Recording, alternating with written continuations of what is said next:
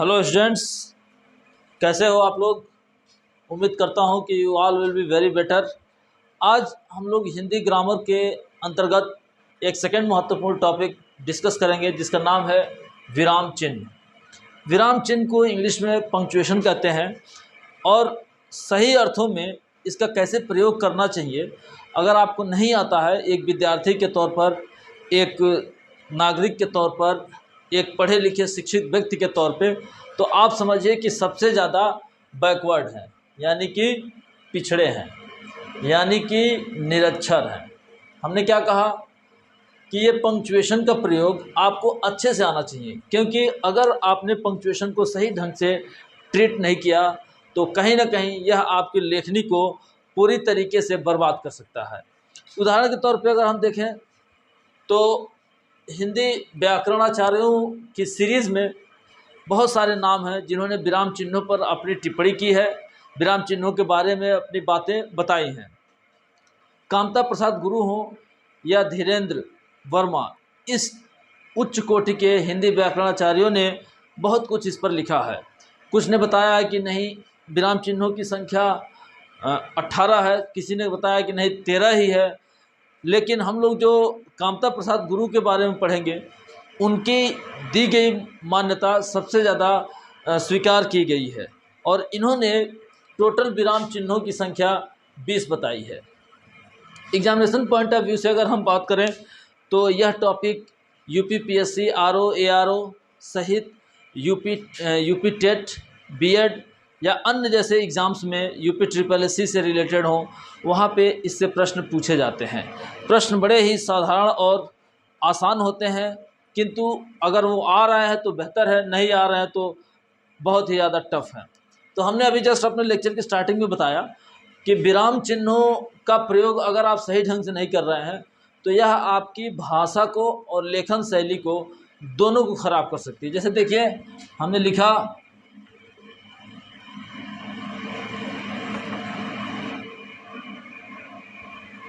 रोको जाने दो। अब यहाँ पे मैं विराम चिन्हों का इस्तेमाल आपको करके दिखाऊंगा। जैसे हमने ये दिखा लगा दिया, ये इसको बोलते हैं कॉमा, अर्ध विराम। कॉमा है ये, यानी कि इस कॉमा का मतलब है कि बहुत ही अल्प समय के लिए रुकना, यानी कि रोको जाने दो, रोको जाने दो। यहाँ पे क्या डबल स्टैंडर्ड की बातें हैं कि रोक भी रहा है और फिर कह रहा है जाने दो। ऐसे ही अगर हम कहें कि इन विराम चिन्हों का इस्तेमाल आपकी भाषा शैली को कैसे बेहतर बना सकता है, तो हम एग्जामिनेशन पॉइंट ऑफ व्यू से ही पढ़ेंगे, क्योंकि वही आपके लिए महत्वपूर्ण है। तो कामता प्रसाद गुरु का नाम आता है जिन्होंने विराम चिन्हों की संख्या 20 बताई है। तो 20 तो नहीं, लेकिन मैं अपने इस लेक्चर में जो सबसे महत्वपूर्ण है और बार बार आपका सामना होता है उन चिन्हों से, वो एग्ज़ाम के प्रश्न भी बनते हैं, तो उन्हीं को हम लोग डील करेंगे। हम तो पहली बात, विराम चिन्हों का इस्तेमाल क्या है कि यह भाषा को सुदृढ़ बनाती है, पहली बात। दूसरी बात कि भाषा के सही अर्थ को व्यक्त करती है, सही अर्थ यानी कि भावार्थ को अच्छे से एक्सप्लेन करती है। तीसरी अगर हम बात करें कि विराम चिन्हों का क्या रोल है, तो विराम चिन्ह कहीं ना कहीं आपकी लेखन शैली को पुष्ट करती है, लेखन शैली को बेहतर बनाती है। तो ये तीन सामान्य बातें हो गई। कामता प्रसाद गुरु को मैं बार बार कोट कर रहा हूँ क्योंकि इनकी दी हुई विराम चिन्हों की संख्या अधिकतर आपके प्रश्नों का आधार बनते हैं। तो बहुत सारे प्रश्न हैं, जैसे हमने लिख दिया अल्प विराम,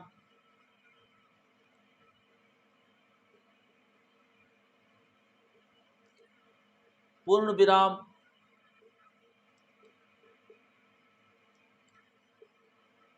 तीसरे की अगर हम बात करें तो यहाँ पे है संयोजक चिन्ह, संयोजक चिन्ह। चौथी विराम चिन्ह की बात यहाँ पे है विवरण चिन्ह। विवरण चिन्ह है। अगला देखिए अल्प विराम, हमने लिखा, दूसरा लिखा पूर्ण विराम, तीसरा लिखा संयोजक चिन्ह, चौथा लिखा विवरण चिन्ह। उसके बाद आइए देते हैं उप विराम। यहाँ पे कंफ्यूज नहीं होना है, ये लिखा हुआ अल्प विराम और ये लिखा हुआ है उप विराम। एक चिन्ह और देखते हैं जिसका नाम है हंस पद। हमने टोटल 6 तरीके के चिन्हों को यहाँ पे एक्सप्लेन किया है। अब ये चिन्ह किस तरीके से आते हैं यहाँ पे हम देखिए इसको दिखा रहे हैं। अल्प विराम, अल्प विराम जैसे अभी हमने लगाया था, ये कोष्टक बना लिया और ये छोटा सा कॉमा, छोटे कामा को ही हम बोलते हैं अल्प विराम। इसका प्रयोग भाषा में अल्प ठहराव के लिए किया जाता है। अल्प विराम सीधा सा मतलब है, अल्प मतलब थोड़ा ही होता है, कुछ सेकंड के लिए रुकना हो तो वहाँ पे हम इसका इस्तेमाल करते हैं। दूसरा देखिए पूर्ण विराम, जब हमारा कथन पूर्णतः कंप्लीट हो जाए, यानी कि जहाँ पे कथन की समाप्ति हो जाए तो वहाँ पे हम पूर्ण विराम चिन्ह का इस्तेमाल करते हैं। संयोजक चिन्ह क्या होता है कि दो तथ्यों को जोड़ने के लिए संयोजक चिन्ह का इस्तेमाल करते हैं। जैसे देखिए एग्जाम्पल, पानी पानी, इसी तरीके से माता पिता। तो ये जो बीच में चिन्ह इस्तेमाल हो रहा है इसी को हम बोलते हैं संयोजक चिन्ह, यानी कि कनेक्टिंग साइन, कनेक्ट करता है ये। अगला देखिए, अगला हमने लिखा है विवरण चिन्ह। विवरण चिन्ह क्या होता है, यह आपके लिए महत्वपूर्ण है। ये होता है विवरण चिन्ह, यानी कि दो जो है कि पॉइंट रहेगा और उस पॉइंट के बीच में एक हाइफन दे देंगे, एक संयोजक चिन्ह लगा देंगे, इसी को हम बोलते हैं विवरण चिन्ह। विवरण चिन्ह का जो प्रयोग है वह कई अर्थों में किया जाता है। किसी बात को एक्सप्लेन करने से पहले विवरण चिन्ह का इस्तेमाल करते हैं। लेखन शैली में ये बार बार ये चिन्ह आता है। इसी तरीके से अगला जो चिन्ह है उप विराम। उप विराम से पहले ये हंस पद को हम समझेंगे क्योंकि ये सबसे ज़्यादा महत्वपूर्ण है। तो इसका चिन्ह कैसे बनता है, ये है हंस पद। इसको बोलते हैं त्रुटि चिन्ह भी, यानी कि आप लिखते समय किसी सेंटेंस में आपको बाद में याद आया कि नहीं, लगता है कि ये बातें छूट गई हैं, तो उस भूल को सुधारने के लिए हंस पद का इस्तेमाल किया जाता है। जैसे हमने देखिए लिखा यहाँ पे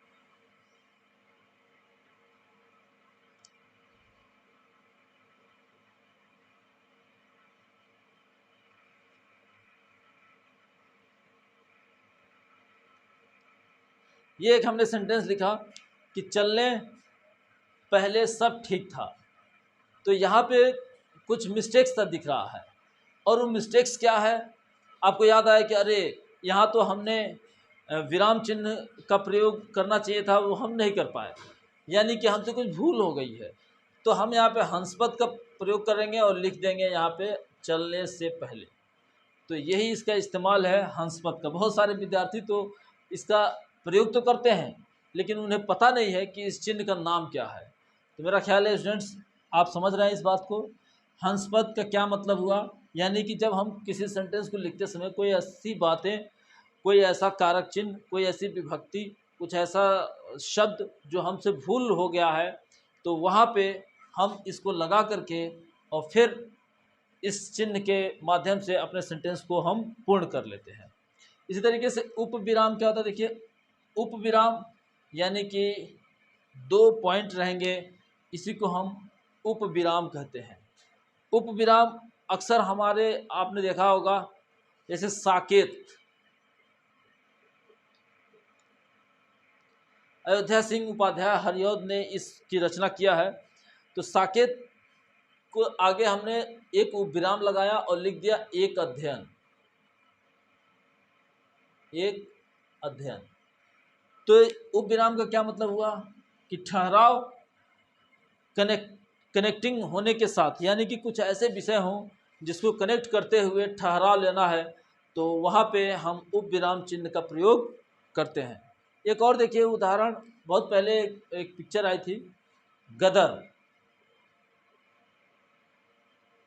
तो यहाँ हमने विराम चिन्ह लगाया, एक प्रेम कथा। तो उपविराम का क्या मतलब है, ये दोनों चीज़ों को कनेक्ट कर रहा है।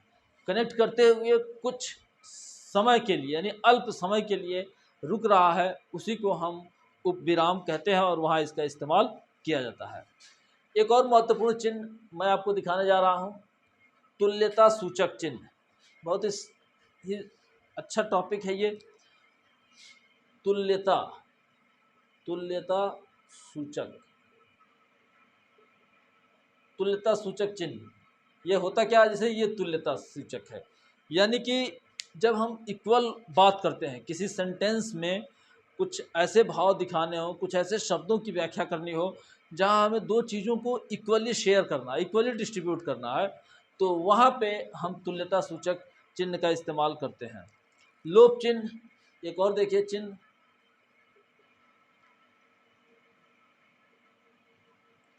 लोप चिन्ह।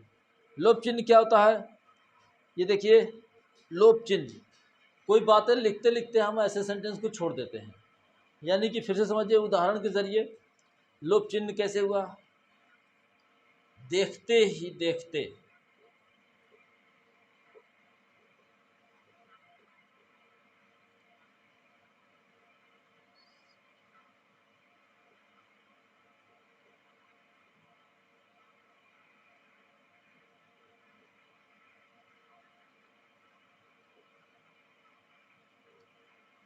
ये खेल के मैदान का उदाहरण है जहाँ पे इंथुसियाज्म क्रिएट हो गया है, यानी कि सारे खिलाड़ियों की नज़र अपने गेम पर टिकी हुई है, वहीं दर्शकों को भी लग रहा है कि नहीं हम कुछ, अब गेम में मज़ा आ रहा है, कुछ भी गेम चेंजर हो सकता है, यानी गेम पॉइंट पे है।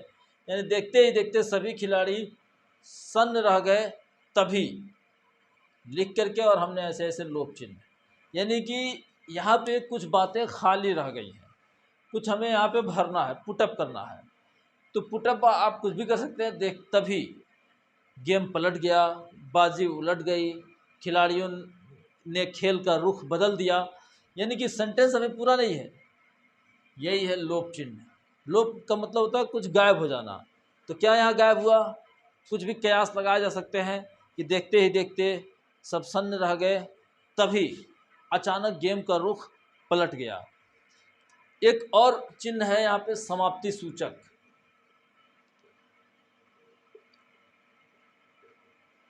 समाप्ति सूचक कैसे लगाते हैं चिन्ह, ये हो गया समाप्ति सूचक।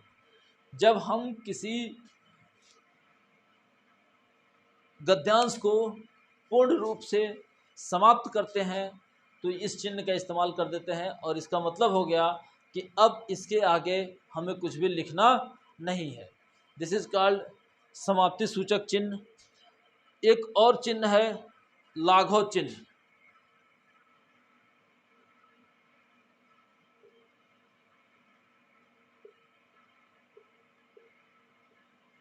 ये क्या होता है, देखिए और अच्छे से समझिए। ये बहुत सारे विद्यार्थी लाघव चिन्ह का प्रयोग तो करते हैं, लेकिन उन्हें इसका नाम ही नहीं पता है। और अभी मैं आपको रिमाइंडर देता हूँ, आपको क्लियर हो जाएगा। एक छोटा सा ऐसे बिंदु बना देते हैं, एक छोटा सा सर्किल, यही है लाघव चिन्ह। अक्सर किसी बड़े शब्द को हमें शॉर्ट फॉर्म में लिखने का जब ज़रूरत पड़ती हो तो वहाँ पे हम लाघव चिन्ह का इस्तेमाल करते हैं। जैसे हम देखिए, हमने लिख दिया डॉक्टर, हमें लिखना है डॉक्टर। अब इस डॉक्टर को हम लाघव चिन्ह के द्वारा लिख सकते हैं ऐसे, दिस इज कॉल्ड लाघव चिन्ह। ये यहाँ आ गया। इसी तरीके से कुछ और आप सोचिए, जैसे हम लोग को लिखना है इंजीनियर, इंजीनियर। तो स्टूडेंट्स इसको कैसे लिखेंगे, ऐसे लिख करके और लाघव चिन्ह का इस्तेमाल कर देंगे। तो ये हो गया लाघव चिन्ह। टोटल जो भी हमने चिन्हों की चर्चा की, आप फिर से एक बार रिवीजन कीजिए। हम लोग पीछे से चलते हैं। लाघव चिन्ह, इसके बाद हमने पढ़ा समाप्ति सूचक, तुल्यता सूचक, हंसपद, लोप चिन्ह, अवतरण नहीं पढ़ा है, अर्ध विराम, अल्प विराम, उप विराम, इन सारे चिन्हों की हमने यहाँ पे चर्चा कर रखी है। स्टूडेंट्स ज़्यादा से ज़्यादा प्रैक्टिस कीजिए।